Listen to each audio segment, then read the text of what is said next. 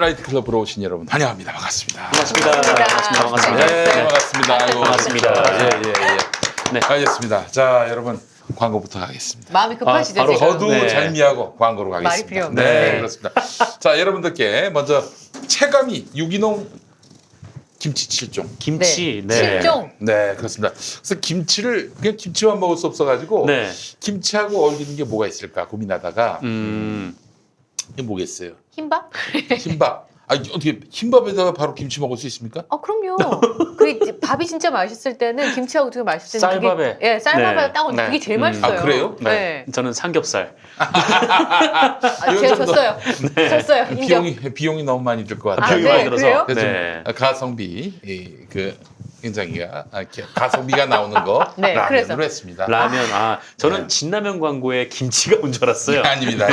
아직 저 오뚜기까지 아. 저희의 그 영향력이 전달되지 못했어요. 아, 다음에 그렇군요. 또 무슨 일이 있을지 모르니까. 그렇습니다. 예. 자, 오늘 체감이 유기농 김치 7종입니다. 네. 자, 유기농이 어떻게 해서 유기농이죠? 네. 유기농. 뭐 화학 비료를 쓰지 않고 뭐 그래서 유기농 아닌가요? 그렇습니다. 네. 화학 비료를 안 쓰면 뭐 쓰죠? 혹시 재래식은 관조에 또 관조 참여에 네. 네. 자, 하여튼 농약이 전혀 안 들어간 네, 재료로 네. 만든 김치다 이런 얘기인데 네.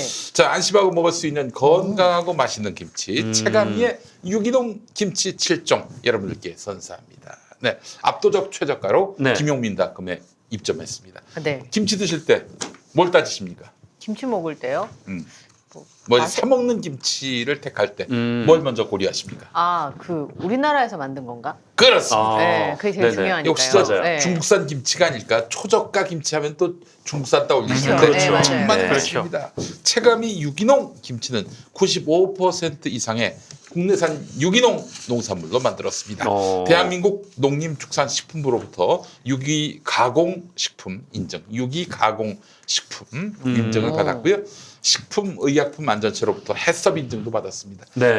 깨끗한 시설에서 만들었다 해서 해썹 인증까지. 네, 대한민국에서 가장 건강하고 또 맛있는 김치다. 네. 여러분들께 자부할 수 있습니다. 자, 체감이 유기농 김치는 깨끗하고 시원한 맛이 특징인데요. 젓갈 맛이 덜 나고요. 네네. 네. 덜 짜고 또 덜 맵습니다. 근데 무슨 맛이 나올 수 있겠느냐? 한번 드셔보세요. 좀 밍밍한 거 아닌가 걱정이 좀 그렇지 되는데. 않습니다. 네. 자, 이 남도식 김치가 아니라 이 충남 지역의 담백하고 깔끔한 김치의 매력을 맛보실 수가 있습니다. 충청도 음식 맛있는 거 아는 분들은 잘 압니다. 네네. 네. 자, 참고로 남도식의 양념을 좋아하시는 분들, 그분들을 위해서 조만간 전라도 김치도 곧 판매 입점할 계획입니다. 지금은 이제 충청도 김치고. 그렇습니다. 네. 좀 더 남쪽으로 잠시 후에 내려가야지. 네, 네, 네. 우선 충청도부터 만족하시고, 네, 기호에 맞춰서 숙성 정도를 조절해 드시면 됩니다. 갓 담은 체감이 유기농 김치는 담백하고 깨끗합니다. 익을수록 네. 더욱 깊어지고 감칠맛을 제대로 느끼실 수가 있어요. 자, 네. 가격 정도. 저 가격 담당이에요, 맨날. 아, 숫자를 잘 못 읽고 있기 때문에. 네. 예. 지난주에 제가 0 2개 빼먹어가지고. 그렇습니다. 아이고. 네네. 예. 네, 잘할 때까지. 예. 네, 유기농 깍두기 2kg은 16,700원, 그리고 유기농 석박지는 2kg에 16,700원. 석박지가 뭐예요? 근데? 이렇게 얇게 네. 점여서 무릎이 크게 이렇게. 네. 또 그건 그거대로 맛있잖아요. 맛있죠. 네, 네, 맞아요. 너무 시원해요. 네. 네. 그다음에 백김치는 2kg에 18,900원, 맛김치는 2kg에 2만 원, 네. 포기김치는 2kg에 2만 원, 네. 총각김치가 더 비싸네요. 네. 2kg에 22,300원, 그렇습니다. 열무김치는 2kg에 22,300원. 그렇습니다. 열무김치. 네. 좋아요. 김치 맛을 아니까 네. 김치라는 단어를 듣는 순간부터 입안에 그 침이 저희 지금 이거 못 읽겠는 네, 거예요. 그렇습니다. 침이 계속 자, 보여가지고. 무엇을 네. 선택해도 기대 이상입니다. 네. 김용민닷컴에서 체감이 유기농 김치 7종 압도적 최저가에 만나보시기 바랍니다. 자, 지금부터 김치에 가장 잘 어울리는 네. 라면 해보겠습니다. 아유, 그래요. 이거 잘 해야 근데 되는데. 네. 김치 맛이 진짜 궁금한 게 일단 색깔만 보면은 아유, 그럼요. 되게 약간 하얀무스름하게 돼 있잖아요. 네. 안 빨가니까. 그러니까요. 빨갛지 않으니까 아유, 네, 이거 냄새가- 총각김치입니다. 이 총각김치. 네. 일단 이건 요 자체로 어. 한번 먹어봐야 됩니다. 저 깍두기 먼저 먹어볼까요?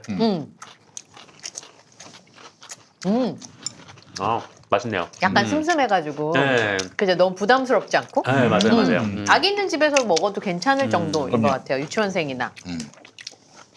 애기들 그 유치원이나 유아원 내가 예전에 아는 분이 있는데 이분은 이삿짐이 왜 있잖아요 여행용 가방 하나에 네. 늘 전국을 전 세계를 돌아다니면서 순례 살면서 사시는 분이 있는데 이분이 김치를 너무 싫어해요. 아 싫어한다고요? 싫어해요? 네. 그래서 김치를 막 그냥 거의 뭐 빨래를 하는 수준으로 네. 그 아, 물에다가 털어서 닦아서. 드시는구나. 네. 매우신가 보다. 그분이 드셔도 되겠다. 아. 네. 아니, 맵거나 짜지 않습니다. 너무 그렇다 뭐 싱겁다 이런 얘기 아니에요. 아, 네. 적당히 맛있고 적당히. 아니, 너무 시원해요. 김치가. 시원해요. 네. 그리고 이렇게 약간 익어가지고 오 익어가지고 배추 김치가 나에게 딱 입에 왔다. 아 그죠 그쵸 네 맞아요. 익힌 정도가 딱 좋네요.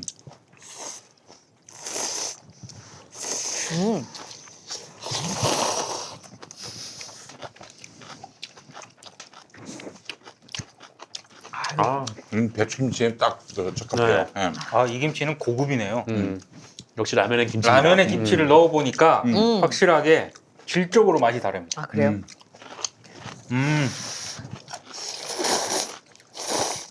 열무도 되게 싱싱하네요. 네, 숨이 하나 안 들어왔어요. 농약도 안 치고 네. 이렇게 열무가 이렇게 아주 그 생생한 거는 뭐 다른 비법이라도 있습니까? 다른 비법 농약 안 치고. 농약 안 치고 성령의 은총을 받았시. 보통 이렇게 배추가 맛이 없거나 무가 맛이 없으면 그렇죠. 단맛을 좀 넣거든요. 그럼 약간 끈적끈적하면서 그때는 맛있는데 먹고 나면 물도 많이 키고 오우 물도 굉장히 많이 키고 그리고 약간 끈적끈적한데 그런 맛이 없고 그냥 무 자체가 시원하고 맛있어서 네. 먹고 나니까 뒤가 이렇게 좀 상큼한. 깔끔하게. 아니 그쵸. 깍두기 먹어봤어 깍두기? 깍두기 먹어. 먹어봤어요. 와 맛있어요. 깍두기 진짜 맛있네. 그죠? 아니 그리고 이게 진짜 유기농이라는 걸 확 느끼네요. 이게 진짜 딱 먹으니까. 김치를 먹으면서 유기농이라는 생각은 잘 들어본 적이 이게 생각을 해본 적이 없는데. 네. 약간 슴슴해서 계속 먹게 돼. 아, 그러니까요. 예. 너무 잘 나왔다. 이 열무는 진짜 비빔밥 해 먹어도 맛있겠다. 아, 그러게요. 아 그렇죠. 그리고 자취생들은 깍두기하고 김하고 참기름만 있으면 돼요. 그 세 개 그냥 비벼서 김가루랑 쓱쓱 비벼서 먹으면 거기 계란후라이 올리면 이제 아, 조금 맛있겠네. VIP 식이고. 세상에. 그렇죠. 네. 자취를 해보신 솜씨가 느껴집니다. 아, 네, 제가 15년. 15년 전에 네, 오랫동안 전. 노무현 정부도 자취를 시작했어요. 노무현정 때부터. 진짜. 근데 이게 되게 희한한 게 김치랑 라면이랑 김치 종류가 바뀌는데 맛이 약간씩 다르잖아요. 그렇죠? 와, 아, 다 맛있어 다. 네. 저 오늘 김치 하자고 했을 때는 조금 서운하셨어요. 아니 김치가 지가 맛있으면 얼마나 맛있겠어 했는데 그래서 김치만 먹을 수 없다. 네. 5,000원 만의 먹방인데 라면으로 그냥 이 김치에 대한 아쉬움을 달래자 했는데 이걸 그냥 밥만 먹어도 되겠어. 그러니까요. 그러게요. 야, 진짜 김치 맛있으면 밥이랑만 먹어도 맛있어요. 오히려 짜지 않고 맵지 않아서 더 그쵸. 매력적인 것 네, 같아요. 맞아요. 예. 이 체감이 김치한테 너무 죄송합니다. 네. 너무 우습게 봤어요 제가. 근데 라면은 이게 답니까? 아니 라면이 네. MSG의 음식이지 않습니까? 그렇지. 이게 유기농 김치다 보니까 극명한 대비 효과를 이루면서 그죠? 그래. 들어갈 때. 이게 적절한 표현이세요, 완전 진짜로. 진짜 예술이네 이게. 그 김끝에 남는 스프 맛 있잖아요. 근데 이거 먹으니까 싹 가셔서 좀 네. 덜 느끼하고. 맞아요. 맞아요. 진라면 맛있다. 나는 진라면 잘 안 먹거든.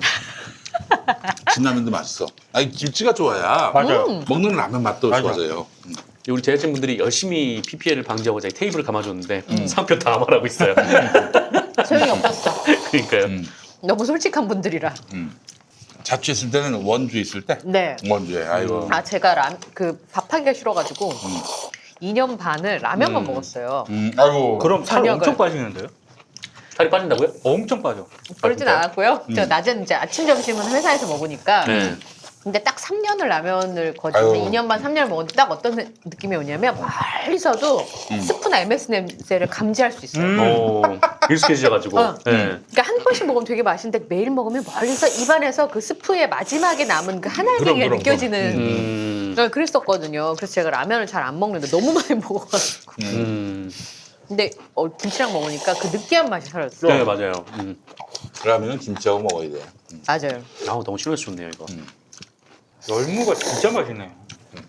이파리도 맛있어요. 그죠? 충청남도 어디서 만든 김치예요? 서산. 아이고. 거기 젓갈이 서산하면 또 우리 맛있잖아요. 제가 인연이 좀 있죠. 네. 서산은 또 유기농의 음. 산지예요. 그래서 서산을 걷다 보면은 네. 자꾸 뭘 밟아. 유기농의 도시라서. 아직 큰일 나지 말씀을. 아직 식사가 끝나지 않았습니다. 그게 그 뜻이었어요? 저 인제서 눈치챘다는. 잘못된 얘기했습니까? 유기농 도시인데. 아니, 인구 10만이 넘는 아파트도 있고 하는 건데. 그래 앉아서. 노래 가는 것도 아니고. 사실 내가 우리 김용민 닷컴에서 다른 그 김치를 항상 쓰는데요. 그 김치의 맛도 있고 요건 요거대로 아주 이 슴슴한 맛, 깔끔한 맛, 네, 그리고 깔끔해요. 자극적이지 않은 맛, 그러면서도 그러니까 슴슴해서 자극적이지 않아요. 그리고 서울에서 계속 사신 분들은 젓갈 들어간 김치 못 먹어요. 근데 저는 집이 이제 친정이 부산이니까 네. 저희 집 김치가 딱 오면 중간중간 조기머리가 이렇게 군데군데 박혀있거든요. 조기머리. 김치에. 음. 근데 누구를 주려고 그래도 젓갈 맛이 너무 강하면 안 드시는 분들 못 드시거든요. 못 드셔? 예. 김용민 씨가 못 드셔. 김명민 씨가 못 네, 드시죠. 김용민 못 드셔. 네, 그런데 이 김치는 슴슴해서 네. 그러니까 그 젓갈 맛이 안 나고 비린 맛이 안 나니까 저 같은 경우는 전라북도, 충청남도, 충청북도 김치가 제일 맛있어요. 그래서 네, 젓갈을 많이 안 쓰고.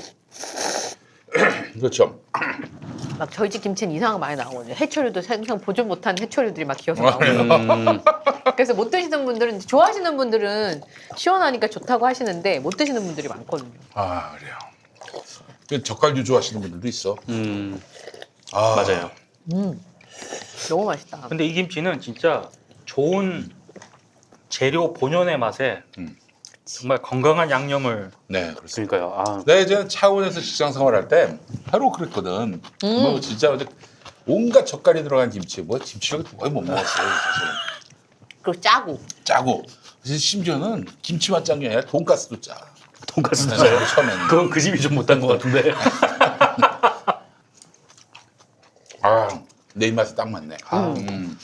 이 김치가 먹고 싶어서 라면을 계속 먹는 이런 악순환이 이어지네요. 네. 정말 그럴까요? 둘 다가 아니고요. 이 삼겹살은 없습니까? 그래서 사실 진짜 김치의 진정한 맛은 저기 삼겹살을 할 때 불판에다가 같이 구워 먹는. 같이 구워 먹을 때 그때 이제 김치의 진미가 아, 너무 맛있어요. 그렇죠. 이제 잘 익었어야지 맛있었고. 네. 맞아. 중국산 김치는 뭐 그 위에 올려놔도 음. 그냥 뭐 적응을 못해 한국 문화에. 김치가 한국 문화에 적응을 못해. 새로운 표현이에요. 야 너무 맛있어요. 정말 맛있게 잘 먹었습니다. 진짜 이거 좋아요. 아니 제가 방송을 볼 때는 왜 저분들은 말씀을 안 하시고 드시기만 하시지 이랬거든요. 근데 먹으니까 말을 할 수가 없어요. 그럼요. 맛있으니까 이게 아무거나 저희가 광고하지 않습니다. 말을 하는 순간 성실하지 않은 겁니다. 계속 먹어야죠. 예. 그리고 뭐 이제와서 하는 얘기지만 주로 이제 게스트들이 오지 않습니까? 질문을 던집니다. 그럼 게스트가 답변을 하지 않습니까? 그때 우리 먹습니다. 에이. 저는 아까 방송 사고 같아가지고 뭐라도 말을 해야 될 것 같은 거예요. 아무 소리가 안 나. 이거밖에 안 나. 자 여러분 다 먹었습니다. 야, 저 라면과 김치를 이렇게 클리어했습니다. 이번은 어떻게 다 먹으면 안 되는데 그래서 남기긴 했는데 김치 너무 맛있네요. 아, 근데 순수하니까 김치만 먹어도 맛있어요. 진짜 슴슴해 너무 맛있어요. 자 오늘 그럼 본격적인 이야기를 나눠보도록 할 텐데 네. 우리 정상근 동지부터 할까요? 네. 우리 네. 민동기 형님부터 한번 하시죠. 지금 초미의 윤석열 검찰총장과 네네. 관련해서 아 그래요. 지금 원래는 상당히 검찰 쪽의 언론 플레이가 의심되는, 그것도 검찰도 여러 종류가 요즘 있지 않습니까? 검찰이 중앙지검 라인에서 나오는 어떤 그런 정보라든가 이런 쪽에 주목하는 언론들이 쓰는 기사와 네.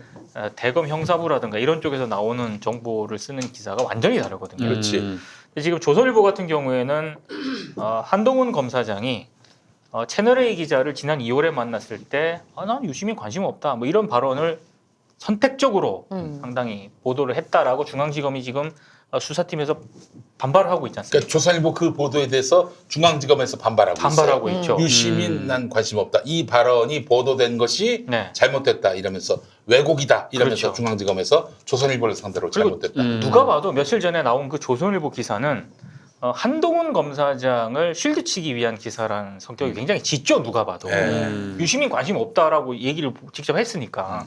근데 오늘 한겨레가 상당히 그 조선일보 보도를 정면으로 반박하는 그런 기사를 네. 내보냈거든요. 그러니까 한마디로 지금 검언유착 채널A와 검찰 간의 검언유착 의혹과 관련해서 이 사건을 직접적으로 수사하고 있는 중앙지검 수사팀하고 네.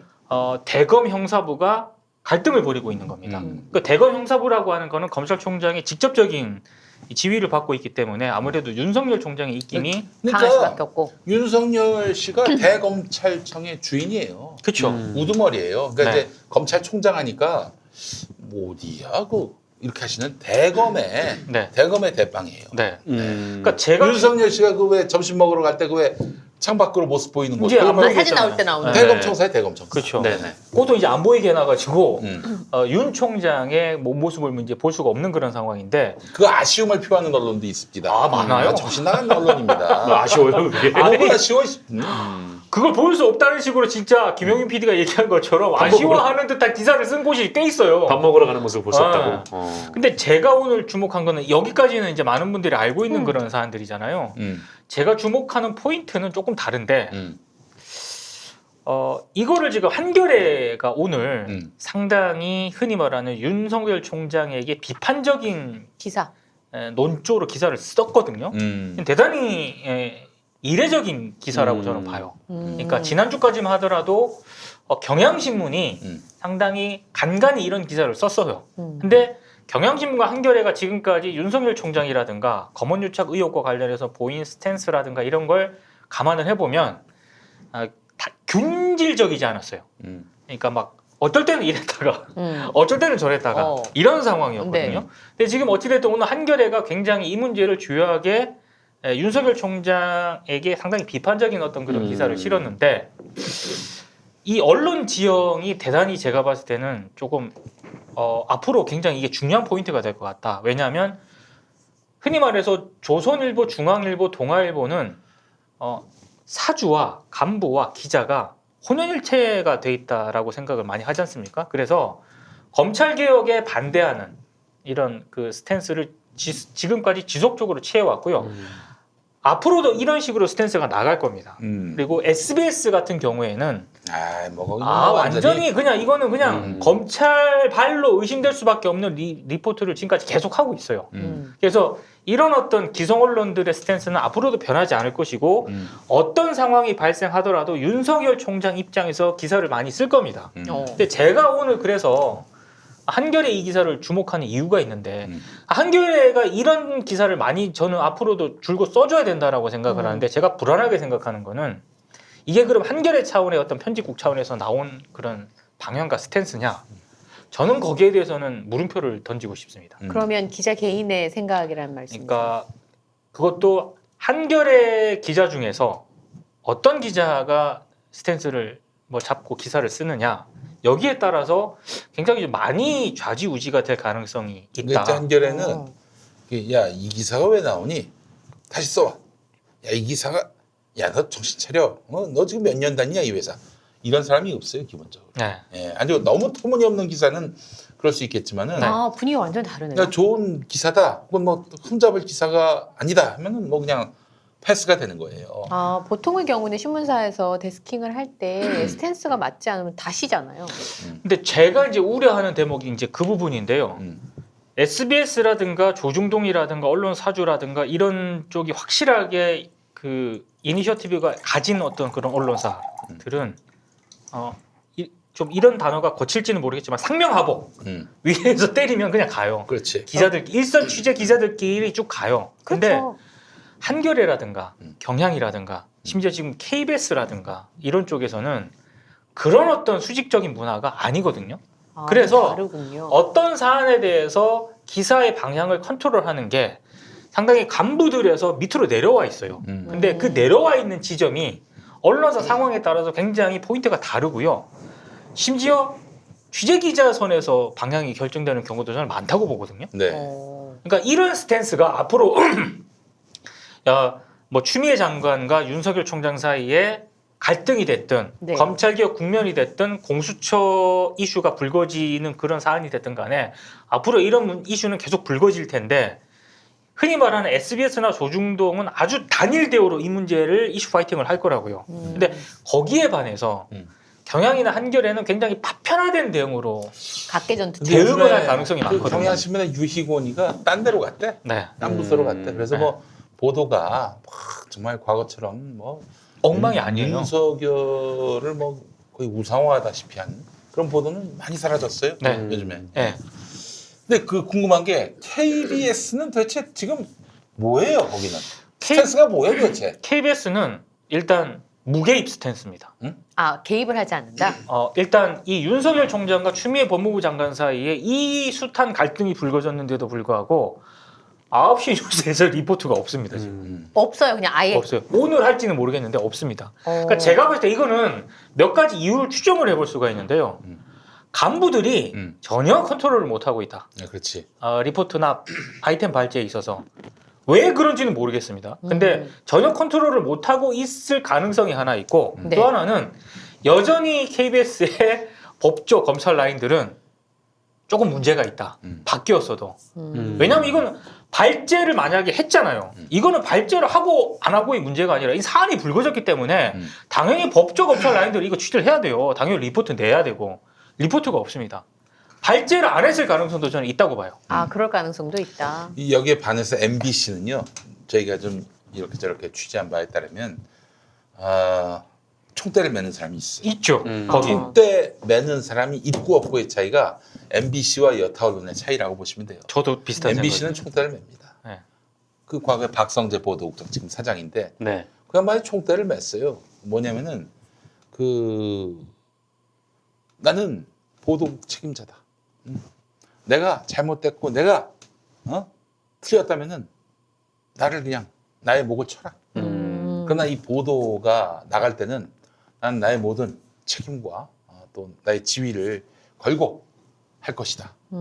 그러면서 방향을 잡아가는 저널리즘을 했어요. 그러니까 태극기 집회하는 사람들하고 또 서초동 앞에서 검찰 개혁을 위해 촛불 드는 사람들하고 동일하게 봐야 된다. 이게 굉장히 낡은 과거의 그런 그 어떤 기준이라면은 아니 태극기는 대개 동원된 사람들이고 또한 대단히 왜곡된 정보를 통해서 모여 있는 사람들이라고 표현할 수 있는 건데 그 검찰 개혁하고 같냐? 그거는 불성실한 저널리즘이다. 누가 보기에는 뭐 편들어줬다, 뭐 한쪽에 기울었다 이럴 수 있는데 아니 저널리즘의 어떤 책임자, 한 언론사의 저널리즘 책임자가 그 정도 안목과 그 시시비비를 가릴 줄을 아는 그런 식견이 없습니까? 그래, 그거에 대해서 내가 그렇게 한쪽에 무게를 실어주는 보도를 내도록 내가 그렇게 편집 방향을 삼겠다라고 했을 때 문제가 된다면 잘못됐다면 나의 목을 쳐라. 이게 바로 MBC 저널리즘이었던 것 같아요. 저희가 판단하기에는. 네. 그렇죠? 그런데 KBS는 제가 봤을 때는 일단 그런 보도국 보도본부 내 책임을 지겠다는 그런 자세로 리더십을 발휘할 만한 간부가 아직은 없는 것 같고요. 많이 부족한 것 같고요. 그리고 MBC와는 상황이 좀 많이 다른 것 같아요. 워낙에 보도본부가 이질적인 구성원들이 인원수도 많은데다가 이럴 수도 많은데. 이질적인 성향의 구성원들이 들어가 있기 때문에 이게 합일치가 잘 안 되는 거죠. 사실 MBC가 뭐 김장겸 또 안광한, 김재철 이후에 뭐 이런저런 뭐 사람들이 들어왔고 뭐 기회주의적인 간부들이 출세하고 그랬지만은 기본적으로 MBC의 그 이 구성원을 보면은 전국 언론 노조 MBC 본부가 그렇죠. 한 80% 됩니다. 그렇죠. 네. 네. 좀 줄어들었다고는 하지만은 색채가 뚜렷해요. 네. 그래서 사실은 총화되기는 좋은 구조인데 KBS는 뭐 최근에 KBS 언론 노조 그 3,000명 넘었다고 하지만은 네. 그 최근에나 제1노조가 됐지 과반 노조가 됐지 과거에는 제2노조 이랬었어요. 그렇죠. 네. 그래서 사내에서 융화 총화를 이룬다는 것은 쉬운 일이 아니었고 한쪽에서 목소리 세게 나오면은 그냥 그에 대해서 막 맞서 싸우고 내부 노선 투쟁 이런 걸 잘 안 했어. 네. 그리고 이제 최근에 KBS 본부 노조 노보에 그 젊은 조합원들, 기자, PD, 엔지니어 이쪽 선수들을 모아서 대담하는 그런 거를 난 많이 놀랐어요. 그거 보고. 전 진짜 놀랐습니다. 그러니까 저랑 일단 생각이 많이 다를 뿐더러 여전히 어떤 그런 권력에 대한 견제라든가 혹은 지금 노조가 KBS 본부 노조가 제1노조가 됐는데 경영진에 대해서 견제를 해야 된다라는 그런 생각들 있지 않습니까? 제 관점에서 봤을 때는 매우 교과서적이고 원론적인 어떤 그런 원론적인 그런 사안들. 그러니까 권력에 대한 견제가 정부 여당과 청와대에 대한 견제만은 아니지 않습니까? 당연히 자본에 대한 견제도 있어야 되고요. 저는 야당에 대한 견제도 물론 있어야 된다고 제일 생각을 합니다. 심각한 거는 대를 잇는 권력, 네. 심판받지 않는 그렇죠. 권력. 검찰 선출직도 아닌데 무슨 책임과 심판을 받았어요. 근데 그런 쪽의 레이더가 별로 작동되지 않는 것 같아서 여전히 정치 권력이라든가 청와대라든가 뭐 정부 편향에 대한 어떤 그 KBS의 뉴스나 프로그램 이거에 대한 우려는 여전히 상존하고 좀 있는. 그런 거는 보이는데 네. 경영진에 대한 견제도 KBS 경영진에 대한 견제도 그런 차원에서는 보이는데 그 외에 지금 한참 우리 사회에 화두가 되고 있는 이런 사안들에 대해서는 제가 봤을 때 문제의식이 굉장히 약하더라고요. 그러니까 결국에는 이런 부분들이 지금 KBS 내에서 합의가 안 되는 거예요. 그러다 보니 보도본부라든가 보도국 간부 차원에서 개입할 수 있는 여지는 굉장히 적어졌고 심지어 평기자들이라든가 다른 어떤 중간 허리급 그 스탠스에서 그 발제를 하고 취재의 이런 자율성을 획득할 수 있는 여지는 넓어졌거든요. 그러다 보니까 이게 불일치가 계속 되는 것 같아요. 나는 이게 뭐 KBS 구성원들의 뭐 특징이 그래서라기보다는 권력이 시민에게 넘어간 상황에 대한 뭐랄까요 인식이 없는 게 아닌가. 약해요. 이미 권력은 시민들한테 넘어갔어요. 또 그 시민들을 끊임없이 가르치고 계도하고 그래야 된다라는 정말 누가 가르쳤는지 모를 그런 사명감에 불타 있어. 엘리트 의식인 거지. 내가 너희들 머리 위에 있다라는. 네? 지난 이명박근혜 정권 때 그렇게 그냥 광장에서 돌 맞고 욕 먹고 그랬던 게 기억이 안 나나? 응? 안타까워요 사실은. 물론 시민이 다 옳다, 대중이 다 옳다 이런 얘기를 제가 듣는 건 아니고 이런 엘리트 의식은 좀 버려야 되는 거 아니냐. 지금 지상파나 뭐 이른바 메이저 언론이라고 하는 매체의 그 영향력이나 기득권이라고 하는 것이 점점 무너져가고 있는 이때에 왜 여전히 자기들이 우월적 지위를 갖고 있다. 시민들에게 우월적 지위를 갖고 있다라는 착각 속에서 헤어나오지 못하는지 싶은 생각이 듭니다. 저는 이제 이 사안과 이 아이템과 관련해서 마지막으로 하고 싶은 얘기는 앞으로 대검 형사부라든가 윤석열 총장 라인에서 나오는 정보들이 조중동 SBS를 비롯한 기성 언론들 검찰 출입 기자들에 의해서 굉장히 기사가 많이 나올 겁니다. 제 예상으로는. 근데 예. 거기에 반해서 서울중앙지검 지금 뭐 검찰개혁이라든가 검언유착이라든가 채널A 이동재 기자한테도 영장을 치려고 했었는데 대검 형사부가 막고 있다는 거 아닙니까? 서울중앙지검에서는 치려고 했는데. 치려고 하고 있는데 수사팀에서는 그러니까 그런 쪽에 있는 그런 주목하는 기자들은 많지 않아요. 그나마 지금 경향하고 한겨레 뭐 이 정도는 MBC 이 정도인데 그럼 지금 MBC 정도를 제외한 경향 한겨레 이런 쪽에서 지금까지 나온 이 스탠스를 앞으로 계속 가져갈 수 있을 것인가? 저는 굉장히 고개가 갸우뚱해지거든요.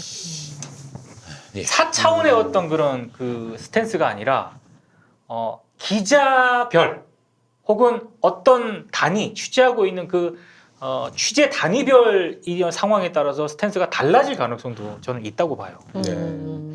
뒤집혀질 가능성도 있는 거죠.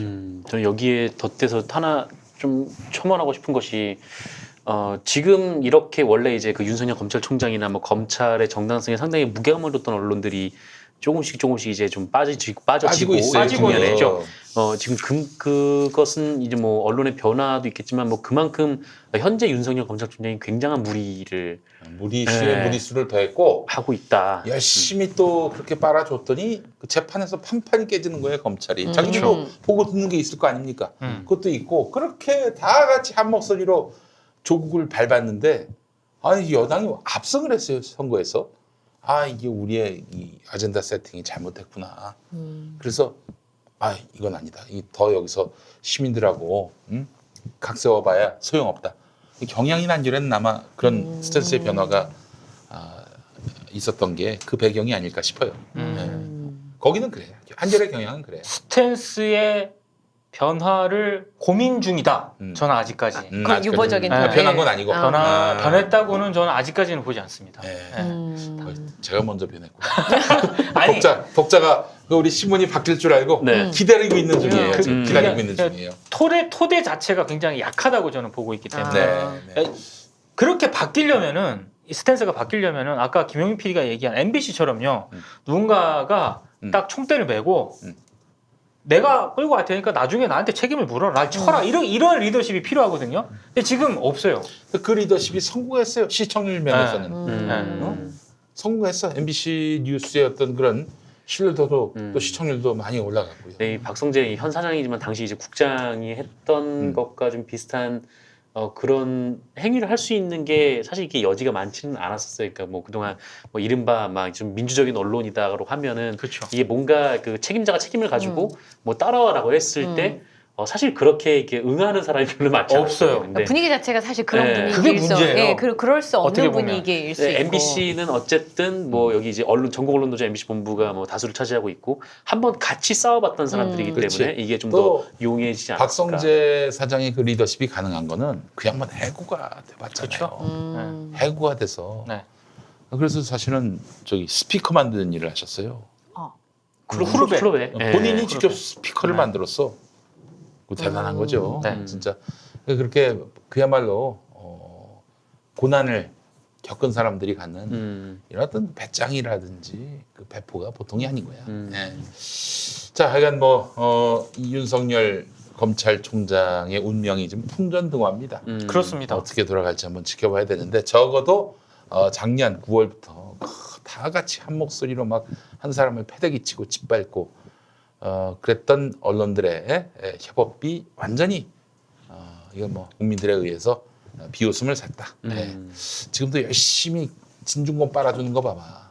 이건 뭐 자기들이 하고 싶은 얘기를 진중권이 대신해 주니까 열심히 빨아주는 건데 안타까워요. 그러다가 결국에는 쓰임새가 없으면 버림받을 텐데. 아 근데 진중권은 좀 그만 좀 썼으면 좋겠어 진짜. 너무 많이 써. 아니 근데 페북에 뭐 본인 생각 쓰는 거야 뭐 본인 자유인데 그 기사를 이제 그거를 이렇게 뭐랄까요 하여튼 뭐 알아들 말 있으면 뭐 가져오던지 근데 뭐 이거고 저거고 그냥 막 가져와 가지고 막 이제 쓰니까 그 어쨌든 그 진중권 교수가 얘기하는 게 뭐 논리적으로 뭐 차분차분 뭐 이런 것도 아니고 그냥 확 사람들한테 뭐 열받게 하고 막 싸지르고 막 그런 식의 글이잖아요. 그래서 난 그래서 그 양반이 국내 최고령 키보드 워리어다 이렇게 얘기하고 있는데 참 왜 그 노래 중에 그 있지 않습니까? 교실이디아에 네. 그 왜 젊은 날을 헤맬까 이거잖아. 저희 뭘 부탁해요. 왜 늙은 날을 헤맬까? 진중권에게 하고 싶은 얘기입니다. 왜 늙은 날을 헤맬까? 내일 모레 60이야. 네. 참 그 양반. 방금 MB인 줄 알았어요. 저. 뭐 MB였습니다. 젊은 날에 해밀까. 아무튼 지금 저는 그나마 경향과 한겨레가 그 전에 비했던 정말 검찰 관련 기사들은 엉망이었거든요. 근데 최근 들어서 윤석열 총장이 워낙 오바를 하고 월권을 행사하다 보니까 이건 도저히 안 되겠다라고 판단했을 수도 있다고 보는데. 근데 그런 스탠스의 변화만으로는 안 돼. 네. 지금 여전히 많은 국민들한테 그렇죠. 그 신뢰를 잃은 정도가 아니라 네. 한겨레가 왜 있어야 하는가? 없다고. 뭐 아쉬울 게 없지 않나?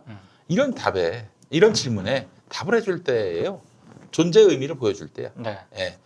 지금 스탠스 살짝 튼다고 뭐 과거의 영화가 되살아나기는커녕 본전도 못 찾을 가능성이 대단히 그래서 높다. 최근에 이런 어떤 그런 그나마 좀 되찾은 이런 감각을 내부 구성원들과의 어떤 적극적인 소통을 잘 통해 가지고 이 스탠스를 쭉 지켜 나가는 게 앞으로 검찰개혁 국면에서 정말 중요하다. 네.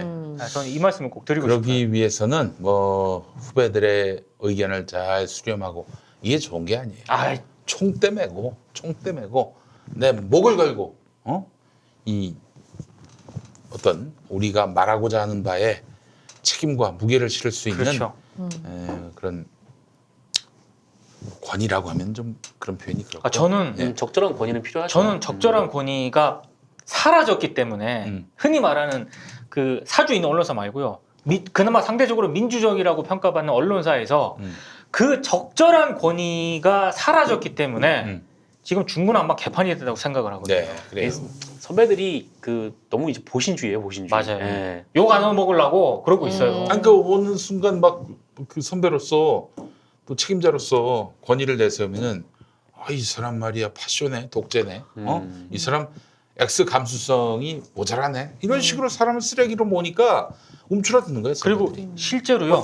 단체로 와가지고 막 뭐 벽에다가 뭐 이런저런 전단 붙이고 뭐 실제로 정문 붙이고 그러면은 주니어 기자들이 저렇게 붙이지 않습니까? 그럼 아무리 뭐 보도국 편집국에 책임 있는 그런 포지션을 가지고 있다 하더라도 리더십 위축돼, 지도를 확 위축되고 상실되거든요. 이러면 보신주의로 가는 거예요. 한겨레에 그 저기 잘 나가는 중견 기자들 보면은 종종 사표 내고 그냥 그만둬 버리는 분들이 많습니다. 그냥 보직 사퇴가 아니야. 아예 그 회사를 그만둬 버리는 그런 경우가 많아요. 네. 뭐 일만 되면 알만한 분들 많이 계신데 그렇게 해가지고 그런 중견들이 다 빠져나가면 허리들이 나가면은 미래가 있겠어요? 주니어들 세상 돌아오면은 그 언론사 잘 돌아가겠다. 한번 해보라고 이야기해보고 싶습니다. 언론도 혈액순환이 필요합니다. 예, 그렇습니다. 네. 딴게 빨려 들어가지 않도록 한결이 주의해 주시기 바라겠습니다. 예. 네. 자, 그래 이번에 우리 오늘 정말 제가 듣고 싶은 말씀이에요. 네, 네. 오늘 네. 우리 이현경 앵커께서 네네. 준비하신. 그러니까 예. 사실은 이걸 준비하면서 어떻게 해야 할까 고민을 좀 많이 했어요. 왜냐하면 다른 분들이 생각하시기에 여성 아나운서들에게 만 해당되는 일이 아닐까. 아니야, 아니에요, 그렇잖아. 이렇게 생각하실 수 있는데요. 제가 이제 초등학교 다니는 꼬마 딸이 있는데 네. 이제 엄마들 모임에 가면 저한테 늘 아나운서 저희 딸이 아나운서가 꿈이라고 하는데 한번 식사 한번 같이 하시면서 얘기 좀 해주실 수 있어요? 이런 얘기 되게 많이 듣거든요. 그러니까 딸이 중학생이든 뭐 그리고 심지어는 방송국에서 근무할 때도 선배들이 딸을 데리고 와서 우리 아이가 아나운서 꼭 되고 싶다고 하는데 한번 봐줄 수 있냐 이런 얘기를 되게 많이 들어요. 왜냐하면 이제 대학을 가려면 중학교 고등학교 때부터 준비를 해야 되니까. 근데 저는 꼭 시키셔야겠어요라고 물어봤어요. 그럴 때마다. 재능은 있어요. 그런데 꼭 시키셔야겠어요. 네. 물음표. 네. 왜 그 가시밭길을 그렇게 똑똑하고 예쁜 딸을 보내려고 하냐. 전 안 했으면 좋겠다라고 말씀을 드렸었는데 그 이유 중에 하나가 바로 오늘 소개해드리려고 하는 거예요. 지금 오늘 주인공은 대전 MBC의 유지은 아나운서가 인권위에다가 이제 그 자신의 이야기를 얘기를 한 거예요. 성차별 시정을 해달라 내용인 겁니다. 2019년에 대전 MBC에서 사람을 뽑으면서 남자 아나운서는 정규직으로 뽑고요. 여자 아나운서는 비정규직 프리랜서로 뽑는 겁니다. 근데 제가 이걸 보고 놀랬던 이유는 뭐냐면 제가 1999년 MBC 입사인데요. 그때와 아무것도 달라지지 않았다는 그래요? 것 때문에 그래요? 제가 가장 99년. 네, 20년 전. 20년 전. 네, 99년 제가 6월 1일이 MBC 입사일인데 네. 그때도 그러면 그때가 첫 직장. 네. 방송 연번으로 보면 내가 1년 앞서네. 아, 네, 98년 8월 1일자로 아. 극동방송에 들어갔습니다. 그러니까 저희가 김장한 목사 최악의 선택이었어요. 아이고. 생애 최악의 선택이었습니다. 방금 김장한 목사라고 하셨습니까? 네. 김장. 네. 알겠습니다. 체감이 유기농. 예, 알겠습니다. 근데 그때는 저희는 아나운서 여자 아나운서 3명이 한꺼번에 공채가 됐었는데요. 결혼이 생겨가지고 사실 지방 MBC에서 3명이나 뽑는 일은 흔하지 않을 때였는데 예. 그러네요. 예, 그 전해가 IMF가 닥쳐서 어, 공채가 거의 못한 데다가 그래요. 예. 갑자기 선배들이 결혼을 하시고 하면서 아나운서를 뽑았는데 그때까지는 정규직 아나운서, 그러니까 비정규직인 아나운서가 없었고 계약을 하는 아나운서 거의 최초였어요, 저희가. 그래서 계약을 하고 3년 6개월 계약을 하고 그 다음엔 어떻게 됐을까요? 계약 해지. 해집니까? 굿바이? 아무런 조치가 없었어요. 그러니까 지금은 2년 계약을 하면 재계약을 하면 정규직이 되는 거잖아요. 네. 그런 조항 자체가 그때는 없었어요. 그렇지. 비정규직법이 개정되기 전에. 네. 그러니까 비정규직을 뽑을 수는 있으나 어떻게 하라는 조항이 없으니까 각자 도생을 하는 상황이었던 거예요. 그래서 저는 이제 뭐 참고로 말씀드리면 1년 재계약을 하고 계약 해지가 돼서 그때부터 프리랜서로 제가 지금까지 방송을 하게 됐었는데 이 유지은 아나운서의 경우에는 그때는 심지어 공고도요. 남자는 정규직, 여자는 비정규직으로 낼 수 있었어요.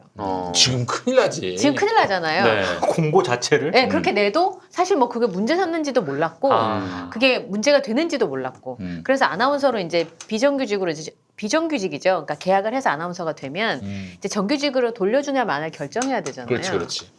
그러면 그때는 그냥 남자들은 가장이니까 정규직을 시켜줘요. 일을 잘하고 못하고는 큰 상관이 없었어요. 제 경험상으로 보면. 물론 제 주관적인 판단일 수 있습니다만. 근데 요즘은 이제 그렇게 뽑을 수가 없으니까 뽑기는 그냥 뽑아요. 그리고 이제 2년을 썼잖아요. 그러면 이제 정규직으로 돌려줄지 말지 결정을 해야 되는데 그쵸. 대부분의 경우 남성 아나운서들의 경우는 돌려지는 경우가 여성 아나운서보다 많아요. 그러니까 유지은 아나운서가 그러니까 그 부분에 대해서 시정을 해달라는 거죠. 그래서 인권위에서 그 공고가 나왔어요. 네. 근데 대전 MBC 어떻게 했냐면 잘못했어. 우리 잘못했어. 근데 잘못했는데 정규직은 못 돌려줘. 그래서 어떻게 했냐. 해고는 안 하는 거예요. 프리랜서 아나운서로 쓰면서 프로그램을 하나 주는 거예요. 하나를 주는 거예요. 그러면 사실 아나운서들이 프로그램 많이 나오면 돈 많이 버시는 줄 알아요. 그래서 저희 교육 권사님들도 제가 프로그램 많이 하면 도대체 얼마를 받는 거야? 이렇게 물어보세요. 근데 제가 참고로 말씀드리면 방송국에 속해 있는 아나운서는 100개를 하든 1000개를 하든 똑같아요. 그렇죠. 그렇지. 예. 근데 이제 수당이 있는 경우가 있어요. 근데 있는 경우도 있고 없는 경우도 있는데 뭐 프로그램 한 개당 2만 원, 뭐 15,000원 이래요. 그러니까 뭐 한 달 되면 뭐 30만 원 정도의 쌈짓돈이 될 수는 있지만 떼돈을 버는 건 아닌데 이런 프리랜서 아나운서들의 경우에는 최소 그래도 이제 대전 MBC, 뭐 광주 MBC, 지방 MBC는 가서 살아야 되잖아요. 그렇죠. 그럼 한 달 생활비가 기본적으로 이제 월세 내고 숙식비 하고 그쵸. 기본적으로 100만 원 정도 든다고 보고요. 네. 그 다음에 나머지로 이제 자기가 저축을 할 수 있다든지 미래를 개발할 수 있다든지 이 정도는 돼야 되는데 제가 얘기를 들어보니까 같이 소송한 아나운서는 주급을 5만 원으로 내린 거예요. 그러니까 한 달 수입이 얼마냐면 50만 원. 그 최저임금만도 못한. 프리랜서니까. 그냥 프로그램 하나만 주고 그거에 네. 돈만. 해고는 하지 않았어. 우리 해고 안 했다니까? 해고는 안 했어. 정규직은 못 돌려줘. 우리 아니 잘못하긴 근데 했지만. 방송 사면은 프리랜서라서 프리랜서 주면서 방송을 계속 주는 거예요. 근데 프로그램 숫자를 이제 어느 정도는 보통 제가 참고로 말씀드리면 다 일반적이진 않지만 그래도 한 200에서 300 정도는 맞춰주거든요. 다른 일을 좀 더 하라고 그렇지, 해서라도. 그렇지. 네. 그래야지 지방에서 생활을 할 수 있으니까. 글쎄 말이에요. 그런데 해고는 안 돼. 그렇지만 지금 제가 보니까 라디오 프로그램 한 개 하고 있대요. 유진 아나운서는. 50만 원? 근데 얼마를 받는지 정확하게 모르겠지만 그 같이 노무 상담을 했던 분의 설명에 의하면 생활이 안 될 정도로 돈을 깎았다는 거고. 아니 대전 MBC에서 공채를 내서 그 공채를 보고 들어갔는데 지금 프리랜서 계약을 하면서 이렇게 생계비도 적용되지 않는. 네. 프리랜서 계약은 사실 업무당 보는 거니까 주급 계약을 어떻게 하는지에 따라서 달라지는 건데 유진 아나운서가 50만 원을 받는다는 얘기는 아닌데 같이 소송했던 아나운서가 그 정도까지 생계가 어려워지니까 이직을 하게 되는 거예요. 그럴 수밖에 없죠. 나갈 수밖에 그러면 없죠. 소송을 하거나 부당하다고 얘기를 못하고 부당하다고 얘기를 하면 이런 조처를 당하니까 아나운서들이 얘기를 못하는 거예요. 그 이동영 씨가 네. 그 하는 팟캐스트 중에 청정구역이라는 팟캐스트가 있는데 유명해졌어요. 네, 잠깐. 거기서 잘 들으시나 봐요? 아니 그게 아니라 근데 지금 이 얘기하고 관계 있는데 그 네. 유지은 아나운서를 이진 아나운서. 불러가지고 이제 네. 썼어. 나름대로 걔는 또 힘들고 그러니까 근데 좀 투쟁하기 너무 힘들지 않냐 했더니 동명이인의 유지은이었어. 그러니까요. 그래서 이제 분명히네 유지연. 이분하고 이제 좀 아는 지인분 중에 이 비슷한 사례를 당한 제 후배 아나운서가 있어요. 저랑 같은 방송국에 있을 때 이제 캐스터를 했었던 친구인데 이 친구는 기자를 하다가 꼭 방송을 하고 싶은 거예요. 그 꿈이 안 접히거든요. 그래서 이제 나중에 시험을 봐서 대전에 있는 TJB 아나운서로 갔어요. 아 TJ. 네, 그래서 제가 물어봤어요. 그래서 계약서를 썼어 그랬더니 선배 계약서가 처음에 가니까 없었어요. 돈을 어떻게 줘? 바우처를 쓴대요.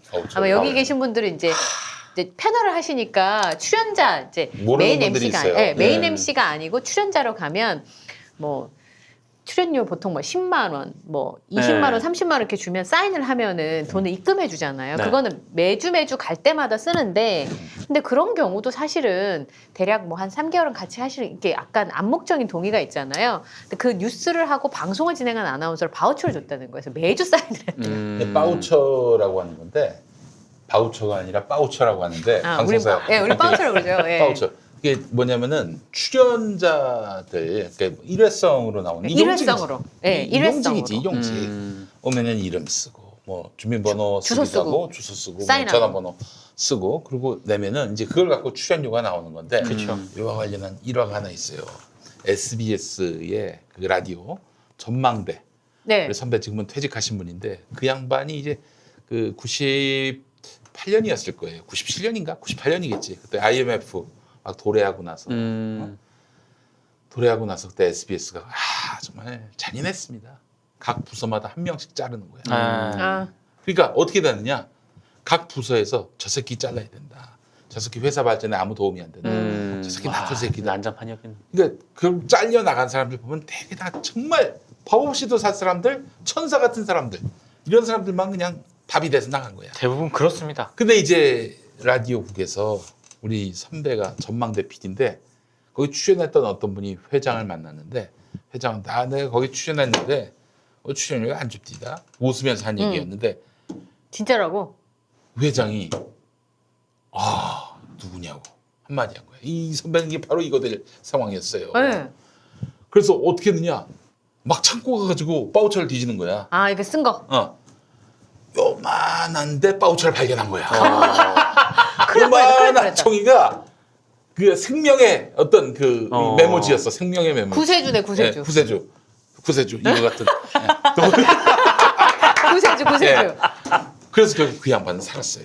그게 바로 바우처입니다, 여러분. 그냥 뭐 통장으로 뭐 제때 들어간 줄 알죠? 그렇지 않습니다. 바우처라는 게 있어요. 네. 그러니까 그거를 그 회사에 2년 동안 일하는 아나운서들한테 매주 쓰게 했다는 거예요. 일주일에 얼마씩. 네. 그런데 그러다가 아나운서 한 명이 해고가 됐어요. 남자 아나운서가. 그러니까 이게 부당하다. 그러면서 아나운서들이 모여서 이제 항의를 한 거예요. 그래서 근데 그 아나운서는 구제를 못했고 끝내는 이제 이거를 계약서를 바꾸게 된 거예요. 2년 만에. 계약서를 썼는데 전속 계약을 한 거예요. 전속이란 말은 여기만 나오고 다른 데 나오지 마라. 대신에 내가 너의 일정 정도의 생활을 보장해 주겠다는 뜻이잖아요. 그렇죠. 당연하죠. 그래서 2년 쓰고 그래서 새로 계약서 썼어. 그때 2년 지나고 나서요. 별 얘기가 없어 계속 갱신됐어요. 그러면 이제 고용자가 노동자가 그럼요. 되는 거잖아요. 그런데 어느 날 해고가 됐어요. 해고가 됐어요. 그냥. 그래서 그 부분에 대해서 이제 문제 제기를 한 거죠. 그랬더니 이 친구는 그럼 나는 노동자니까 퇴직금을 줘라. 그렇지. 네. 안 주는 거죠. 금액이 많다고 생각하시죠, 시청자 여러분. 한 사람 연봉도 안 되는, 1년치도 안 되는 걸 6년이나 일을 했는데 이 친구는 그 돈을 못 받았어요. 그러니까 이 친구가 끝내 나오게 된 건 나가라고 한 건 아닌데 회사에다 계속 문제 제기를 하니까 밉보인 거예요. 그러면 인격적 모독을 되게 많이 당해요. 아나운서. 하기가 되게 쉬워요. 방송 평가한다는 미명 아래 여자 아나운서들 이 모욕적인 말 하는 건 진짜 쉽거든요. 예컨대. 예컨대 뭐 이러면서 너 요즘에 화면이 좀 그렇더라 부터 시작해서 외모가 좀 안 좋다. 그런 얘기도 쉽게 할 수 있고 방송에 대해서도 사실 객관적인 평가라는 게 참 존재하기 좀 어렵거든요. 어려워요. 뉴스를 하는데 객관적으로 누가 얼마나 잘하고 못하고 판단하기가 그렇게 쉬운 일이 아니에요. 물론 근데 너 그런 요즘 아나운서도 있습니다. 예, 물론 있습니다만 뉴스를 듣다 보면 손에 땀을 쥐게 하는 그런 분들이 있긴 해요, 사실은. 예. 아니 근데 그렇게 문제가 돼서 6년이나 썼겠어요. 그런데 뭐 예를 들면 너 뭐 요즘에 방송이 별로더라. 위험하더라. 후배한테 주겠다. 뭐 이런 얘기를 얼마든지 할 수 있어요. 근데 음. 이 친구가 너무 이제 그게 괴로우니까 회사에서 너무 힘들어서 끝내는 회사를 나왔는데 나오면서도 아까 말씀드렸던 퇴직금 못 받았고요. 그 다음에 그 휴가를 너무 힘들어서 회사에서 이제 자기를 너무 괴롭히니까 병가를 냈대요. 근데 그 병가 낸 거를 제대로 처리를 안 해주고 그 다음에 뭐 유급휴가인데 유급휴가 그 60만 원인데 1년에 그거 안 주고 이렇게 된 거예요. 총 금액을 해봐야 제가 그냥 얼추 계산을 했을 때 한 2, 3천만 원 정도밖에 안 되는데 그걸 안 주게 된 거죠. 그래서 이 친구가 2, 3천만 원이면은 뭐 저기 뭐야, 어?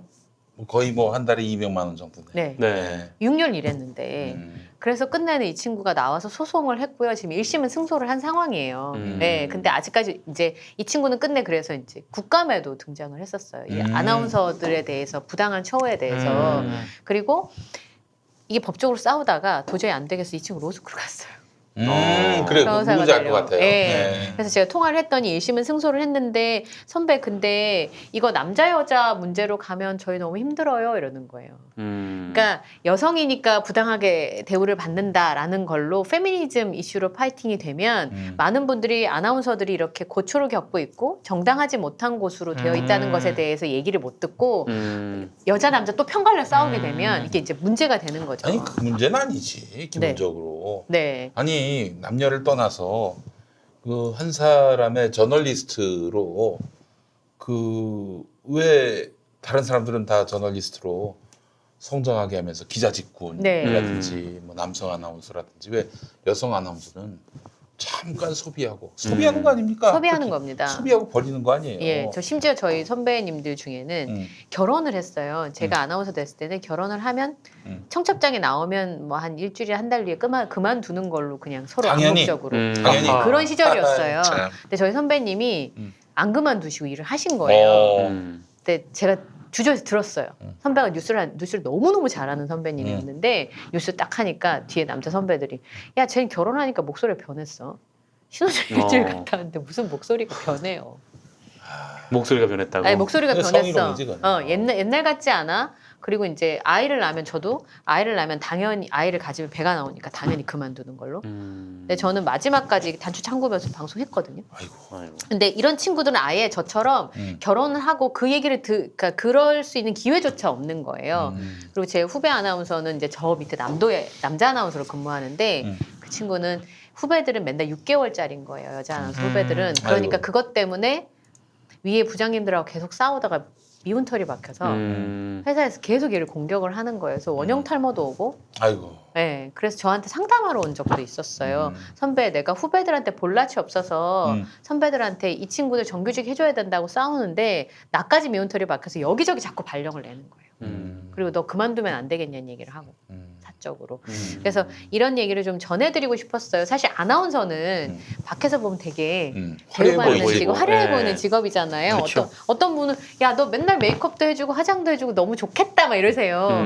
근데 사실은 이 대부분은 급여가요. 상한선이 있어요. 아나운서가 아무리 오래돼도 그 유명한 프리랜서 아나운서 분들 있잖아요. 홍준파에 나오시고 소속사 있으신 분들. 그런 분들은 회당 뭐 100만 원도 받고 200만 원도 받아요. 근데 저희 같은 사람은 아예 그런 기회가 없을 뿐더러 오래 근무를 해도 이건 체험상이니까 틀릴 수도 있습니다. 제가 한 20년 동안 저처럼 그러니까 메인스트림이 아니라 비주류인 이런 아나운서들, 그냥 생활인으로 살고 있는 아나운서들은 급여가 300 이상을 넘어가기가 어려워요. 아무리 오래돼도. 그건 남녀 통합습니다. 350까지가 상한선이고 그 이상 넘어가면 일을 더 못하게 되거나 다른 직군으로 전직을 해야 되거나 아니면 혹은 뭐 팀장이 돼서 한 명만 조금 나아진다든지 이런 경우가 있고 하한선은 없습니다. 제가 MBC 처음 입사했을 때 그 전에 리포터를 했었는데요. 회당 하루 종일 밖에 촬영 갔다 오고 스탠딩까지 서면 메이크업 비용까지 합해 30만 원 받았어요. 아이고 이런. 근데 제 후배들한테 물어봤더니 요즘 5만 원도 받는데요. 아이고. 5만 원이요? 네. 메이크업비까지? 다 포함. 그럼 뭐냐면 내 돈 털어서 근데 돈이 털어서 이제 메이크업 받고 그러는 네, 거예요? 그렇게 사비로 해서 하는 거죠, 사비로. 사비로 하고 촬영 갔다 오고 방송했다는 그 근거 가지고 지금 말씀하시는 MBC나 KBS나 SBS처럼 좋은 방송국에 제대로 대우받을 수 있는데 들어가기 위한 한 줄을 위해서. 요즘에 그 이렇게 저 젊은 아나운서, 여성 아나운서들이 이런 표현을 써서 참 그렇지만 소비가 되고 이미지 지금 소비만 되는 이렇게 거예요. 이미지 소비가 되고 말하자면은 시장에 방출되는 그 연령대가 보니까 88년생들이더라고 보니까 요즘에. 아 지금 방출되는 연령대. 그러니까 네. 30대에서 30대 중반 정도까지.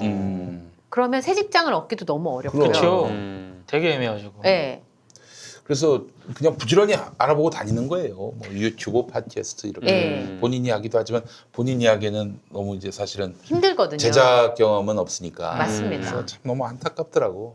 아니 이렇게 훌륭하게 나름대로 방송 현장에서 실무를 경험하고 그 어느 정도 이렇게 또 진행 역량도 쌓고 또 얼마나 또 그 전에 아나운서가 되기 위해서 준비를 많이 했겠어요. 그러니까요. 네. 그래서 그 실력파들인데 나이가 됐다고 그냥 마이크를 카메라를 치워버리는 이런 상황이 계속 반복되고 있어요. 매년.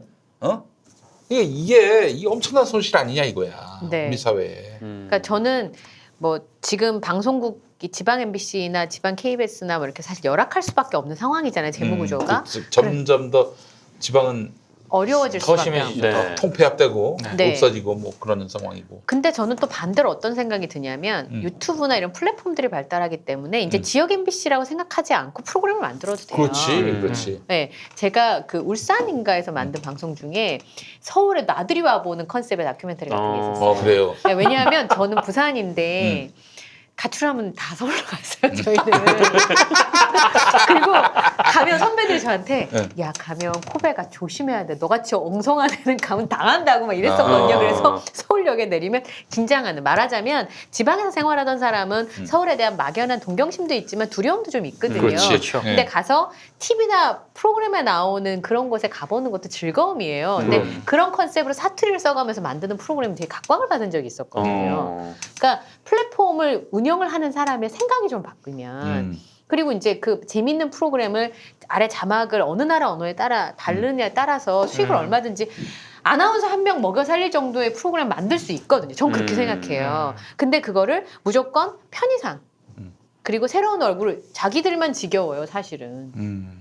한 2, 3년 했다고 아나운서가 한 일주일에 몇 번 나온다고 지겹다고 그래요? 근데 그럴 수 있잖아요. 그렇게 하지 않고 그냥 자르고 편의적이고. 그리고 사내에서도 그런 일을 당하는 사람은 여자 아나운서들의 소수이기 때문에 아이고 그렇지. 많이도 안 뽑아요. 한 두세 명 뽑으면. 1년에 한 명 뽑으면 많이 뽑아요. 그러니까. 그 자꾸 이렇게 뭐 나이가 되면은 그만둬야 된다. 이런 도식 자체가 이거야말로 이거 네, 성차별 저는 그건 아닙니까? 아니라고 생각해요. 이건 네. 정말 성차별이에요. 성평등을 저해하는 것이고 아니 세상에 가장 똑똑한 사람들이 모여 있다는 방송국에서 이런 일들이 아주 비일비재하다는 것 자체가 참으로 창피한 그러니까요. 일입니다. 네. 네. 그리고 뭐 저는 선생님도 마찬가지고 교수님도 마찬가지지만은 방송국에 있는 분들도 되게 자신의 생각과 네. 철학과 또 양심을 뭐 이런 표현이 좀 그렇습니다만 상품화하는 사람들 아닙니까? 생각을 상품화하는 거죠. 그렇지. 의견을. 이런 사람들 보고 비정규직으로 언제든지 잘릴 수 있는 사람이 된다면은 그 생각과 양심과 철학을 말 못해요. 어떻게 절대 말 펼칠 수 못해요. 있겠어요? 그냥 기능인밖에 할 수가 없어요. 하다못해 여자 아나운서들 안경 쓰는데 한참 걸렸잖아요. 이게 잘못됐어요. 이거는 그 방송에 임하는 사람들은 그만큼의 책임을 얼마나 엄격하게 묻습니까? 뭐 사실 비정규직이라더라도 뭐 지각을 해봐요. 그 용납합니까? 큰일 저 나죠. MBC에서 잘릴 때 늦잠 한 번 자서 잘렸습니다. 아 그래요. 제가 말씀드렸잖아요. 친구 네트로 늦잠 자가지고 그게 빌미가 돼서 이제 해고가 됐는데 저는 근데 그만두고 프리랜서 생활한 거에 대해서 후회는 없어요. 그런데 정말 열심히 하거든요, 이 친구들. 준비하는데 최소 1, 2년 걸려요. 그러니까 책임에 합당한 그런 지위를 부여해야 되는 것이 아닌가. 처우를 또 네. 보장해줘야 되는 거 아닌가. 아 이거 무슨 파리 목숨인데 말이야. 무슨 자기의 생각과 양심과 철학을 못하죠. 얘기할 수 있겠어. 못해. 대학도 보면은 비정년 트랙이라고 해서 교수님들이 맞아요. 많은 교수인데 전임 교원인데 이 사람은 정년까지 못 가. 그럼 어떻게 그 이 학내 그 부조리나 혹은 비리에 대해서 얘기할 수 있을 것이며 또 이 사회 이 여러 현상들에 대해서 자기 의견을 얘기할 수 있겠어요. 해결한 저기 이 학교의 오너로부터 네. 미흡을 사면은 얄짤없거든. 그렇기 때문에 이런 식으로 저 언론인들을 특히 그 젊은 여성 언론인들을 홀대하는 문화는 이건 방송국에서 할 일이 아니다. 네네. 네. 이게 제 생각이었습니다. 그러니까 특정한 직업이긴 하지만 그 보시는 분들 따님이 만약에 아나운서를 꿈꾸는 친구 되게 많거든요. 한번 바꾸어 생각해 보시면 그렇게 귀하게 보낸 딸이 단지 여자이고 단지 30이 넘었고 35이 넘었다는 이 사실은 이제 좀 아나운서 직군에 계시는 선배들이 이 문제는 바로 잡아줘야 돼요. 아니 기자 직군은 어디 그렇습니까? 기자 네. 직군 젊은 여성 기자들이 뭐 나이 찼다고 뭐 집에 가고 그런 일은 없잖아요. 사실 저는 지금 김용민 PD가 얘기한 그 얘기를 하고 싶은데요. 저는 그 약간 좀 다른 얘기일 수도 있는데 밖으로는 뭐 교수가 됐든 언론인이 됐든 아나운서가 됐든 뭐 PD가 됐든 기자가 됐든 밖으로 자기의 뭐 방송이나 글이나 이런 걸 통해서 막 대의를 얘기하고 네. 민주주의를 얘기하고 인권을 얘기하고 노동자 이런 문제를 얘기하는 사람들이 자기 일상에 자기가 소속돼 있는 그 회사 조직의 어떤 그런 문제점. 그 문제점에 대해서 침묵하는 사람들이 저는 너무 많이 봐왔거든요. 네, 저도 그 중에 한 사람이어서 제가 이 친구한테 전화해서 미안하다고 얘기를 했어요. 그러니까 저희 후배들은 저런 일을 겪을 때 제가 앞날 걱정이 먼저 됐거든요. 여기서 싸우면 그냥 방송 생명이 끝이에요. 다른 데서 저렇게 분란 많은 아나운서 안 쓰고 싶어 하거든요. 그러니까 저는 후배들한테 야, 우리가 대신해서 너를 막아줄 수 있는 거 우리가 막아줄게. 그런데 같이 싸우자는 말을 한 번도 못했어요. 그래서 제가 이 친구한테 오늘 전화를 해서 이제 상황을 물어보면서 도예 진짜 미안하다. 제가 그렇게 말을 했었거든요. 저는 그 말씀. 근데 이영희 형은 같이 이제 그때 비슷한 서구인 사람들이고 제가 얘기한 거는 지금 아까 김용민 PD가 얘기한 아니 그 비정규직 말고 그 아나운서들 있지 않습니까? 그 정규직 비롯한 이런 분들이 목소리 내줘야 돼요. 그 같은 회사에 있으면서. 근데 없어요. 네. 저는 그게 문제라고 생각을 합니다. 그게. 그러니까 좀 힘을 실어주시면 친구들이 좀 버틸 수 있는데 그 민원련에 계신 분도 이 유진 아나운서에 대해서 그렇게 말씀하셨던데 너무 잘 견뎌주고 있다고. 네. 그래요. 네. 지금 또 김장겸의 미시도 아닌데 좀 이 문제에 대해서 뭐 서울도 아니고 지방 계열사라고 해서 가벼이 여기지 말고 제가 아까 그래서 대전 MBC 사장이 누군지를 검색을 해봤는데 안 나오더라고. 이진수가 아닌가? 그러니까 옛날 이진수 사장만 나와. 네. 대전 네. MBC 사장이 근데 누구? 저게 제가 물어보니까 지역 언론들끼리 약간 동조 현상도 있대요. 그래. 한쪽에서 사람을 잘라도 괜찮으면 여기 또 자르는 거야. 안 자르던 회사도. 그러니까요. 예. 그래서 지금 약간 이 TJB 케이스가 대전 MBC랑 약간 상호 영향을 주고 있는 것처럼 느낀다고 얘기를 하더라고요. 그래요. 예. 자, 하여튼 뭐 우리 저 고생하시는 우리 아나운서분들 절망하지 마시고 김용민이도 사장 밑보여가지고 잘렸지만은 뭐 나름대로 먹고 사는데 큰 문제 없이 못 봐가는 거 봤잖아요. 네. 먹고 사는데 문제 없이. 그쵸. 그렇죠. 또 이게 정말 양심에 따라서 양심에 따라서 양심과 철학과 네. 소신을 수갑권에 밝히고 있습니다. 예. 네. 아니 극동방송 얘기 잠깐 나와서 그런데 우리 김장한 목사님이 또 사고를 치셨습니다. 예. 본인이 진행하는 프로가 있어요. 아, 그래요? 무려 800회를 했어. 주간 프로인데 800회면은 몇 년을 한 겁니까 이게? 100개 52주씩 네, 계산하면. 주간인데. 그럼 몇 년이야? 16년. 네, 16년 돼. 그러네요. 말하자면은 김장한 목사가 그 말하자면 자기 어떤 정치적 영향력을 확대시키기 위해서 프로그램을 만든 건데 그 만나고 싶은 사람 듣고 싶은 이야기. 그러니까 인터넷 본인이 프로그램. 만나고 싶은 사람 본인이 듣고 싶은 이야기예요. 그렇지 않아도 800회 부른 사람이 태영호 네. 그리고 이 한미연합사 부사령관 장군인데 불러다 놓고 얘기를 시키는데 아니 이제 북한이 저렇게 도발을 하면은 왜 우리 정부하고 군은 가만히 있냐 그런 말도 굉장히 위험하잖아요. 그렇죠. 도발하라는 의미로 해석되잖아요. 그렇죠. 거기서 멈춰야 되는데 네. 아니 이스라엘 같으면은 그런 식으로 나오면 폭격기 몰고 가가지고 그냥 바로 때렸다. 뭐 팔레스타인 공격할 때 그렇게 하라는 게요? 그렇죠. 종교 방송에서 그런 그런 말도 얘기 있고 되나요? 마지막에는 그 장군한테 만약에 위에서 뭐 가만히 있으라고 그러면 사표 내고 공격해야 된다라는 식으로 얘기를 했어요. 그래서 오늘 평화나무가 방송통신심의위원회 요 내용 심의해달라고 요청했습니다. 아니 요즘은 국군 방송도 그렇게 안 해. 국군 방송이 얼마나 엄격한데요. 그럼. 그 예전에 그 저 김구라 씨하고 네. 황봉알 씨라고 네, 두 유명하시잖아요. 분이 이제 김구라 황봉알로 많이 알려져 있는데 네. 그 이름을 프로그램에 넣을 수가 없어서 그렇잖아요. 국군 그쵸, 방송에서 예. 김구라 황봉알이 나올 수는 없잖아요. 그래서 김현동 황원식의 가요광장 프로그램 이름이. 아, 정말요? 그런데 이제 그 저기 황봉알 형이 정신없이 진행하다가 저기 군에 있는 군인인데 여자친구가 고무신을 거꾸로 차. 아, 그러니까 황봉알 씨가 그걸 상담해 준다면서 그럼 월북하세요. 국군 방송에서 월북하세요. 월북하세요. 하차했구만. 난리가 났어요 그 때문에. 그리고 뭐 저기 그 노숙자 씨라고. 아, 네. 네. 그 세 분 되게 네, 유명하잖아요. 노숙자 씨가 또 김구라 씨하고 CBS 라디오 프로 나갔는데 네. 뭐 지나가다가 누구를 만났는데 우리 어떤 분 공돌이 필 난다고. 공들이 필 난다고. 예, 그러다가 또 이 양반 한 주 만에 하차. 그랬던 분인데 하여간 무슨 얘기하다 얘기하지 맞지? 김장환 목사가 그런 식으로 방송에서 얘기를 했습니다. 지난주 아니, 금요일에. 무슨 평화와 설교를 해야 될 종교 방송에서 지금 그러니까요.